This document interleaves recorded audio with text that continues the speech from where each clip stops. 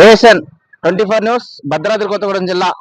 మనం ఇప్పుడు జులూరుపాడు మండలంలో ఉన్నాం. జులూరుపాడు మండలంలో చూసుకుంటే ఇక్కడ ఆడామొగ మొక్కజొన్న అనేది రైతులు చాలా అధిక మొత్తంలో పంటలు వేశారు.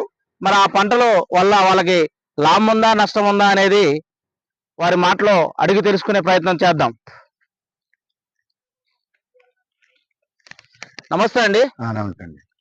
ఇప్పుడు మీరు ఆడమొగ మొక్కజొన్న వేశారు. దీనివల్ల మీకు ఇప్పుడు అంటే లాసా లామ్మా లేకుంటే ఏ విధంగా ఉంటది, దీన్ని సాగరి ఏ విధంగా చేస్తారో మన ప్రేక్షకులకు చెప్పగలరు? మనం పత్తి బీకాము, ఆడమ్మకి వేసాము. ఇది పురుగు మందు 4-5 సార్లు కొట్టినాం. ఇప్పుడు మళ్ళీ నీళ్ళు కూడా ఎద్దరైతున్నాయి, కొన్ని ఎండలు బుద్ధిరినాయి. దీనివల్ల మళ్ళీ గింజలు కూడా ఎడ గింజలు పడుతున్నాయి, అనుకున్న గింజలు లేవు. రైతులు కొద్దిగా దెబ్బతినే పరిస్థితే ఉంది. దీనివల్ల కూడా సుఖం లేదు. పత్తి వేసిన పత్తి కూడా గిట్టుబాటు